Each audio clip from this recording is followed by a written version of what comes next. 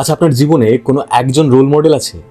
সেই একজন ব্যক্তি যে কনস্ট্যান্টলি আপনাকে ছোট থেকে ইন্সপায়ার করে গেছে, আপনি বারবার ভেবেছেন তাকে রেপ্লিকেট করতে, তাকে আইডালাইজ করেছেন, কখনো কখনো আপনার মনে হয়েছে যে আপনাকেও বড় হয়ে তার মতন হতে হবে। এই ব্যক্তিটি যিনি থ্রু অ্যান্ড থ্রু আপনার ফর্ম্যাটিভ ইয়ার্স থেকে শুরু করে আপনার বড় হয়ে ওঠা অবধি আপনাকে কনস্ট্যান্টলি ইন্সপায়ার করে গেছে। আপনি কখনো কখনো নকল করার চেষ্টা করেছেন তার হাব ভাব, চল চালন, তার ভাবনা চিন্তা কিংবা তার কাজকে, ইন্সপায়ার্ড হয়েছেন। এই রকম যদি কোনো একজন ব্যক্তি থাকে যে এইভাবে আপনাকে ইন্সপায়ার করেছে আপনার গোটা জীবনটা ধরে, তবে আপনি সত্যি খুব লাকি। আর বাকিরা আমাদের মতন যারা যারা একজন কোনো রকম রোল মডেল আমরা পাইনি, উল্টে আমরা বিভিন্ন সময়ে বয়সের বিভিন্ন স্টেজে বিভিন্ন মানুষের দ্বারা, তাদের কাজের দ্বারা ইনফ্লুয়েন্সড হয়েছি বা ইম্প্যাক্টেড হয়েছি। আসুন আজকে তাদের নিয়ে কথা বলা যাক। চলুন আড্ডা দেওয়া যাক। আপনার জীবনে যে মাত্র একজন রোল মডেল হবে তার কিন্তু কোনো সেট নিয়ম নেই। একবার মনে করে দেখুন, আমরা যখন বড় হচ্ছি সেই সময় আমাদের জীবনে এরকম বহু মানুষ এসেছেন যারা কিন্তু তাদের এবং আমাদের অজান্তেই আমাদের জীবনে একটা মেজর ইনফ্লুয়েন্স ফেলে গেছেন। মনে পড়ে ছোটবেলায় স্কুলে রচনা লিখতে দিত, write down a paragraph on your role model. অদ্ভুত একটা সময়। একান্নবর্তী পরিবারে বড় হচ্ছি, বাড়িতে বাবা রয়েছেন, মা রয়েছেন, কাকারা রয়েছেন, ঠাকুমা রয়েছেন, বাবার বন্ধুরা বাড়িতে আসছেন, মায়ের বন্ধুরা বাড়িতে আসছেন, কাকারা বন্ধুদেরকে নিয়ে বাড়িতে আসছে, আড্ডা জমছে। আমাদের যে ডোমেস্টিক হেল্প সে আসছে কাজ করতে সকাল বিকেল, যে ভারী আমাদের বাড়িতে তখন জল দিত সে জল দিতে আসছে। আর প্রত্যেক কটা চরিত্র খুব আলাদা, প্রত্যেকের নিজেদের জীবনের প্রতি দৃষ্টিভঙ্গিও খুব আলাদা। আর এই এতগুলো চরিত্রের মধ্যে থেকে যে কোনো একটা মানুষকে বেছে নেওয়া যে আপনার রোল মডেল হতে পারে, সেটা কিন্তু খুব চ্যালেঞ্জিং ছিল। তবে চারিপাশে দেখে মনে হয়েছিল যে বাবা could be the right fit for my role model. বাড়ির বড় ছেলে হওয়ার দরুন বাবার সংসারের প্রতি দায়িত্ব, সমস্ত খুঁটিনাটি বিষয়ের দিকে নজর। ইনফ্যাক্ট বাকি কাকাদের বাবাকে অল্প হলেও ভয় পেতে দেখে মনে হয়েছিল there could be no one বাবা ছাড়া যে কিনা আমার রোল মডেল হতে পারে। মনে করে দেখুন, সন্ধ্যাবেলা স্কুল থেকে ফেরার পর যখন মা হোমওয়ার্ক করাতে বসে মাই রোল মডেলটা ডিকটেশন দিচ্ছে, কি সহজেই মা নিজের চান্সটাকে স্যাক্রিফাইস করে দিয়ে আমাদেরকে লাইনের পর লাইন বলল, আর আমরা বাধ্য ছেলের মতন নির্বিকারে লিখে গেলাম আমাদের প্রথম paragraph, my father my role model. এরপর কাট টু ক্লাস 4 বা 5। এইরকম একটা সময় মোটামুটিভাবে বুঝতে পারছি রোল মডেলের ডেফিনেশনটা কি হতে পারে। একটা আন্দাজ তৈরি হচ্ছে, এমন একটা মানুষ যে কিনা ইজ প্র্যাকটিক্যালি ফ্ললেস, যার কোনো ভুল থাকতে পারে না, সে যাই করবে সেটাই ঠিক, আ পারফেক্ট হিউম্যান বিইং। ইতিমধ্যে বাবা আর মায়ের দুজনেরই শাসন বেড়েছে, আর তাই বাবা যে খুব বেশি দিন রোল মডেল হয়ে থাকতে পারবেন আমার জীবনে সেটা বুঝতেই পেরে গিয়েছিলাম।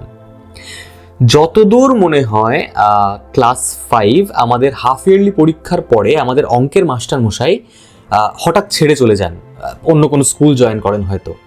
আর ঠিক সেই সময় আউট অফ নোওয়্যার আমাদের জীবনে এসে পড়েন আমাদের নেক্সট রোল মডেলের কন্টেন্ডার, আমাদের ম্যাথসের স্যার।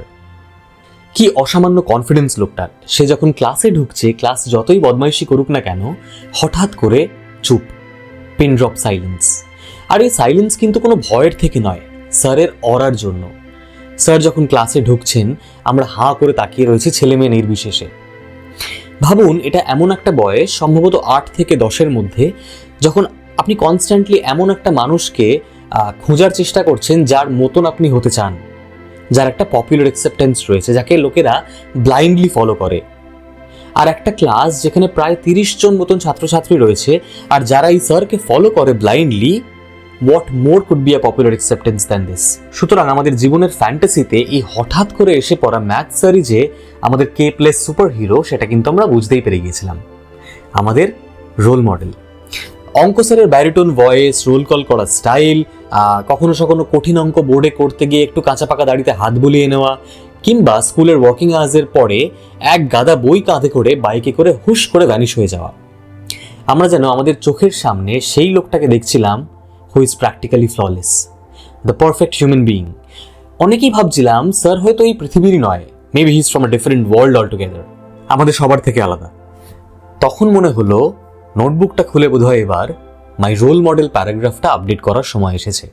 এরপর একদিন বাবার সঙ্গে বাজার করতে গিয়ে বাজারে দেখা হলো স্যারের সঙ্গে। স্যারও বাজার করতে এসেছেন বাজারের ব্যাগ নিয়ে, বাবারই মতন। স্যারও বাবার মতন আলু, পটল, শাকসবজির দাম নিয়ে দরাদরি করছেন। স্যারেরও মাছওয়ালাদের সঙ্গে মাছের পেট টেপা নিয়ে তর্ক হচ্ছে। এটা যেন একটা শখ আমার কাছে। কি করে স্যার যে ক্লাসরুমে ব্যারিটোন গলায় আমাদেরকে রোল কল করে নাম ডাকতে পারে, সেই স্যার বাবার মতন বাজারের ব্যাগ হাতে করে বাজার করতে আসতে পারে? তার মানে স্যার কি আমাদের কেপলেস সুপারহিরো নয়? স্যারও কি আরও 5টা মানুষের মতনই একজন রক্ত মাংসের সাধারণ মানুষ? তারও একটা সংসার রয়েছে, তারও দায়িত্ব রয়েছে, তাকেও চাকরিটা করে খেতে হয়। এর বেশ কিছুদিন পরে বোধহয় আমি টিউশন থেকে ফেরত আসছি, আর হঠাৎ দেখলাম স্যারকে।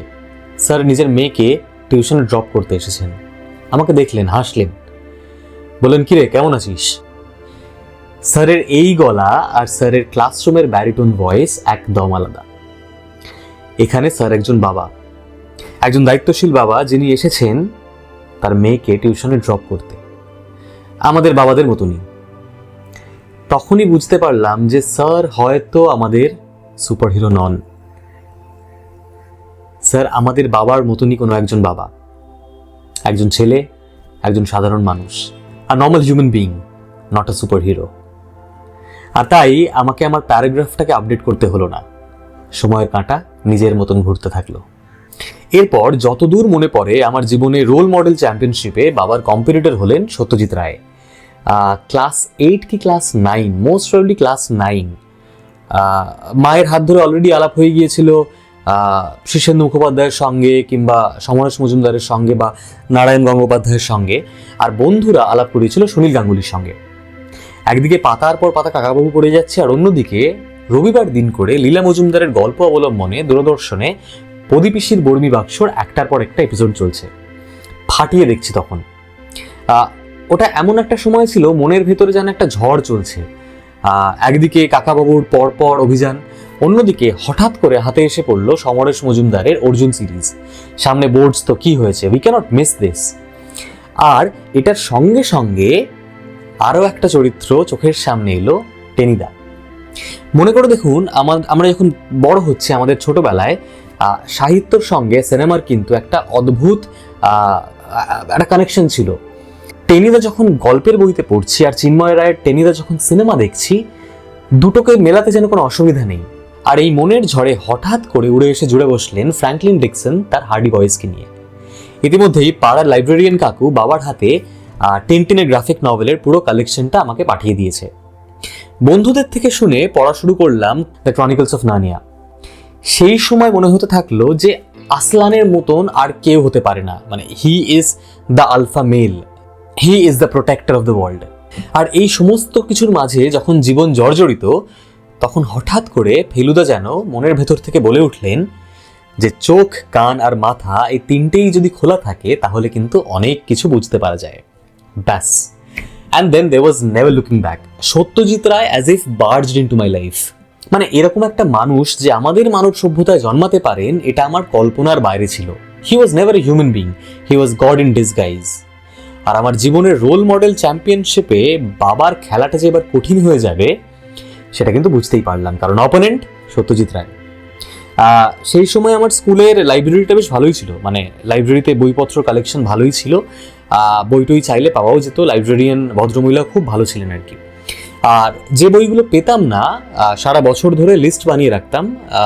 বাবা যখন প্রত্যেক বছর বইমেলায় যেতেন, বাবা ওয়াজ রেগুলার বইমেলায় সেই সময়টায়, তো বাবা যখন বইমেলায় যেতেন আর কি, ওই লিস্ট মিলিয়ে মিলিয়ে মিলিয়ে মিলিয়ে মোটামুটিভাবে 90% বই জোগাড় করে নিয়ে আসতেন। বইমেলাটা কিন্তু তখন ময়দানে হয়। নিমেষের মধ্যে একদিকে ফেলুদা চলছে, অন্যদিকে প্রফেসর শঙ্কু। মনে পড়ে সেই সময় শনিবার দিন করে আমাদের বাড়িতে বিকেলবেলা VCR ভাড়া করে নিয়ে আসা হতো, ক্যাসেট সমেত, আগে পাওয়া যেত। এমন নয় যে আমাদের বাড়িতে আড্ডাটা আগে হতো না, মানে সিনেমা আড্ডা আগে হতো না, কিন্তু এখন সেই আড্ডাগুলোতে আমাকেও পার্ট করা হলো। আমার থেকে আমার পছন্দ জিজ্ঞেস করা হওয়া শুরু হলো আর কি, আমি কি সিনেমা দেখতে চাই। গুপিগাইন, বাঘাবাইন, হীরক রাজার দেশে, পথের পাঁচালী, ইউ নেম ইট। তো সেই সময় আমি যখন বড় হচ্ছি, বা ধরুন আমার মতন আরও যারা বড় হচ্ছে, তাদের সবার জীবনে বা অনেকেরই জীবনে সত্যজিৎ রায় কিন্তু তার নিজের অজান্তেই একটা ম্যাসিভ ইম্প্যাক্ট ফেলে দিয়ে গেলেন।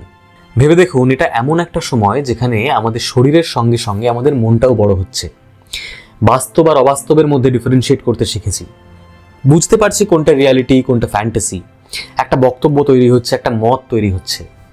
আর বলাই বাহুল্য, সেই সময়ে বাবা মায়ের সঙ্গে উঠতে বসতে মতের অমিল হচ্ছে, অশান্তি হচ্ছে।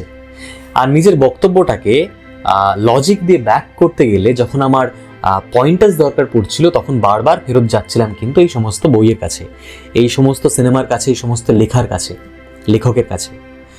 আমার মনে পড়ে এটা কোনো একটা শনিবারই ছিল, আমাদের বাড়িতে সিনেমার আড্ডা বসেছিল। আর তারপর সিনেমার পরে আমরা হীরক রাজার দেশে প্রবাবলি nth টাইম দেখেছিলাম। সিনেমাটা ভালো লেগেছে, দেখেছি, খুব খুব এনজয় করেছি। ডিনার টেবিলে খেতে খেতে বাবা হঠাৎ করে বললেন যে হীরক রাজার দেশে এই সিনেমাটা কখনো রাজা, গোপিকাইন, বাঘাবাইন, ম্যাজিশিয়ান এটার বাইরে উঠে দেখেছিস? একটা সামাজিক প্রেক্ষাপট থেকে দেখেছিস? দেখিনি কোনোদিন। ব্যাস, life tax a complete U turn. হঠাৎ করে সমাজ ভাবনা যেন নিজেকে গিলতে শুরু করলো। আর এভাবেই অচিরেই সত্যজিৎ রায় কিভাবে আমার বড় হয়ে ওঠা, আমার মানসিক বড় হওয়াটাকে, মানসিক চেতনা বোধটাকে তৈরি করতে সাহায্য করলেন, সেটা হয়তো তিনি নিজেও জানলেন না। আর এবারেও কিন্তু মাই রোল মডেল প্যারাগ্রাফটা আপডেট করা হলো না। খুব ব্যস্ত হয়ে পড়লাম নিজের বক্তব্য, নিজের মতকে এস্টাবলিশ করতে, আর আমাদের সমাজটাকে আরো বেশি করে চিনতে, আরো বেশি করে জানতে। বাবা বরাবরই গণনাট্য সংঘ কিংবা IPT এর সঙ্গে জড়িত ছিলেন, আর বোধহয় সেই সুযোগেই হাতে এসে পড়লো বেশ কিছু বই, কিছু নাটকের স্ক্রিপ্ট, কিছু হাতে আঁকা পোস্টার। প্রথমবার শুনলাম দ্য ইন্টারন্যাশনাল গানটি। ইনফ্যাক্ট সেই সময় কলকাতা আর কলকাতার আশেপাশে বেশ ভালো নাটক হয়, মানে নাটকের কালচারটা তখনও চলছে, গণনাট্যের কালচারটা চলছে। বাবা আস্তে আস্তে আমাকে নিয়ে যাওয়া শুরু করলেন। সবসময় যে বুঝতে পারতাম নাটকগুলো তা নয়, কিন্তু আস্তে আস্তে বোঝার একটা চেষ্টা শুরু হলো আর কি। মানে লোকটা স্টেজে উঠে কি বলছে, মানে which part of the society or a societal problem the নাটক is trying to focus on। সেই সময় দেখে ফেললাম বিজন ভট্টাচার্য নবান্ন বা তেভাগা আন্দোলন নিয়ে তেভাগা নাটকটি, বা শহীদ মিনারের মতন বেশ কিছু কালজয়ী দুর্দান্ত নাটক। গণনাট্যের সঙ্গে সঙ্গে আস্তে আস্তে পরিচিতি হচ্ছে আমার গণসঙ্গীতেরও। সালটা 2005 কিংবা 2006, 2005। স্কুলের গণ্ডি পেরিয়ে তখন সদ্য ইউনিভার্সিটির 4 নম্বর গেট। বাড়িতে একদিকে যেরকম ফাটিয়ে চলছে পল রবসন, জন ডেনভার, বব ডিলান, নীল ইয়াংয়ের গান, অন্যদিকে বাজছে সলিল চৌধুরী, সুমন চাটুর্যে, অঞ্জন দত্তের গান। আর দূর থেকে আস্তে আস্তে কানে ভেসে আসছে বাংলা ব্যান্ডের গান। 2006-এর ফেস্ট মোস্ট প্রবলি, ওইটিতে একটার পর একটা অনুষ্ঠান হচ্ছে, আর ফসিলস, ক্যাকটাস, পরশ পাথর, চন্দ্রবিন্দু এরা একটার পর একটা অনুষ্ঠান করে যাচ্ছে। জীবন তখন যেন একটা অন্য ট্রান্সের মধ্যে দিয়ে যাচ্ছে। ডিপার ফিলোসফিক্যাল মন দিয়ে অ্যানালিসিস করার চেষ্টা করলাম যে হয়তো রূপম ইসলাম, পটা, সিদ্ধার্থ, অনিন্দ এরা গান আর গিটারকে ব্যবহার করছিল ভেতরকার ইনসিকিউরিটিসগুলোকে ফাইট করার জন্য। একবার ভেবে দেখুন, বয়সটা 19 কিংবা 20। আস্তে আস্তে আমাদের জীবনেও কিছু কিছু ইনসিকিউরিটি আমাদেরকে ঘিরে ধরা শুরু করেছে। মনে হলো এই ইনসিকিউরিটিগুলোকে ফাইট করার জন্য আমাদের তখনকার রোল মডেল যারা হতে শুরু হয়েছে আর কি, তারা যা করে আমরাও তাই করব। বাড়িতে গিটার এলো আর আঙুলের মাঝে জ্বললো সিগারেট। কিন্তু একঘর ধোঁয়ার মাঝখান থেকে সবাই তো রূপম ইসলামের মতন নেমেসিস হয়ে বেরোতে পারে না। আমিও পারিনি, পারলাম না। বুঝতে খুব বেশি দিন সময় লাগলো না যে বাড়িতে একটা গিটার থাকলেই রূপম ইসলাম হওয়া যায় না, বা বন্ধুদের গ্রুপে একটু গান গাইলেই সিদ্ধার্থ কিংবা অনিন্দ হওয়া যায় না। ঠিক তেমনভাবে এটাও বুঝলাম যে রবার্ট ব্রাউনিং এর 4টে কবিতা পড়ে নেওয়া মানেই তার মতন সমাজ নিয়ে ভাবনা ভাবা কিন্তু পসিবল নয়। দ্য লস্ট লিডারের মতন একটা কবিতা লেখা, একটা সমাজকে আদ্যপান্ত ঝাড়া, উইলিয়াম ওয়ার্ডসওয়ার্থকে নিয়ে ওইভাবে একটা প্রতিবাদ করা, সেটা সবার পক্ষে সম্ভব নয়। আমার পক্ষেও সম্ভব হয়নি। কিন্তু তার মানে কি এরা আমার জীবনে কোনো ইম্প্যাক্ট রাখেননি? নিশ্চয়ই রেখেছেন। তারা আমাকে ভাবাতে শিখিয়েছেন, ভাবতে প্র্যাকটিস করিয়েছেন। বয়সটা আস্তে আস্তে বাড়ছে, আর তার সঙ্গে পায়ে পা মিলিয়ে রোল মডেলের ডেফিনেশনটাও বদলাচ্ছে। বুঝলাম যে Robert Browning, Bob Dylan, John Lennon, John Denver, Neil Young, Suman Chattopadhyay, Anjan Dutta, এরা রোল মডেল ঠিক নয়। এরা আমার জীবন ইনফ্লুয়েন্স করেছে, এরা আমার জীবনের ইনফ্লুয়েন্সার। রোল মডেল বলে সেইভাবে কাউকে দেখছি না সেই সময়টা। ব্যস্ততা আর প্রেমের ব্যর্থতার মাঝে হঠাৎই একদিন ইউনিভার্সিটি জীবনটা শেষ হয়ে গেল, আর এসে দাঁড়ালাম চাকরির দোরগোড়ায়। গতানুগতিক একটা জীবন। এই জীবনে অনেক বাস্তব রয়েছে, অনেক অবাস্তব রয়েছে, অনেক ভালোবাসা রয়েছে, অনেক ঝগড়া রয়েছে, অনেক মনোমালিন্য রয়েছে। এই জীবনে কোথাও যেন রোল মডেলরা নেই। এখন পুরোটাই যেন একটা পেশাদারি মনোভাব নিয়ে হ্যান্ডেল করা। তবে কোনো রিগ্রেট নেই। কখনো মনে হয়নি যে আমার ওই বন্ধুটার জীবনে একজন রোল মডেল আছে বলে আমার জীবনেও একজন রোল মডেল থাকা খুব বাধ্যতামূলক। উল্টে মনে হয়েছে যে একজন রোল মডেল যে ছিল না সেটাই বোধহয় সব থেকে ভালো। ছোট থেকে যখন বড় হচ্ছি, জীবনের এক একটা স্টেজে, বয়সের এক একটা ভাগে এক একজন মানুষ আমাদের জীবনে ধূমকেতুর মতন এসেছেন, আর তারা আমাদের জীবনকে ম্যাসিভলি ইনফ্লুয়েন্স করেছেন। না, আমি সোশ্যাল মিডিয়া ইনফ্লুয়েন্সারদের কথা বলছি না, আমি বলছি সেই সমস্ত মানুষরা যারা তাদের কাজ দিয়ে, তাদের ভাবনা দিয়ে আমাদের ভাবনাকে, আমাদের চেতনাবোধকে, আমাদের সচেতনা থেকে বাড়িয়ে তুলেছেন, বা বাড়িয়ে তোলার পেছনে একটা ক্যাটালিস্টের মতন কাজ করেছেন। সেই সমস্ত রোল মডেলদের কথা, কোনো একজনের কথা নয়। ছোটবেলায় জীবনে প্রথমবার যখন ম্যাথসের মাস্টারমশাইকে রোল মডেল ভেবে ধরেই নিয়েছিলাম যে হি ইজ দ্য ওয়ান, তখনও কিন্তু ধারণাই ছিল না পরবর্তীকালে সুনীল গাঙ্গুলি, সত্যজিৎ রায়, সমরেশ মজুমদার এরা আমার জীবনে কি পরিমাণ ইম্প্যাক্ট করবেন। তারপরের যখন একটা স্টেজ এলো, ভাবতেও পারিনি যে বব ডিলান, জন ডেনভার, জন লেনন এরা কিভাবে আমার ভেতরে একটা সমাজবোধ তৈরি করতে পারে। মানে আমি যে ভাবতে পারি সেই ব্যাপারটাকে জাগিয়ে তুলতে পারেন। সবটাই যেন একটা বড় হওয়া। আর এই বড় হওয়ার পাথটাতে আমার ম্যাথসের মাস্টারমশাই, সমরেশ মজুমদার, সত্যজিৎ রায়, সুনীল গাঙ্গুলি, পল রবসন, জন ডেনভার, বব ডিলান এরা সবাই যেন এক একটা সময়, এক একটা ফেজে আমার রোল মডেল হয়ে থেকেছেন, আমাকে ভাবিয়েছেন, আমাকে ভাবা শিখিয়েছেন। আর এই গোটা প্রসেসটায় বাবা মা যেন একটা লুকোনো ক্যাটালিস্টের কাজ করে গেছে কনস্ট্যান্টলি, এই রোল মডেলদের সঙ্গে জীবনের বিভিন্ন স্টেজে আমাকে আলাপ করিয়ে। সুতরাং না, আমার জীবনে কোনো একজন রোল মডেল নেই, কোনোদিন ছিলও না। তবে আজ পর্যন্ত প্রথম লেখা ওই প্যারাগ্রাফটা, my father my role model, ওটাও কিন্তু আপডেট করা হয়নি। Maybe that's the irony of life. আর আপনার জীবনেও যদি এরকম কোনো একটা গল্প থাকে যেটা আপনি আমাদের সবার সঙ্গে শেয়ার করতে চান, লিখে জানান না কমেন্ট সেকশনে। আর তারপর আমরা একদিন সবাই মিলে আড্ডা দিই আপনার রোল মডেল কিংবা আপনার রোল মডেলদের নিয়ে। আজ এটুকুই, নমস্কার।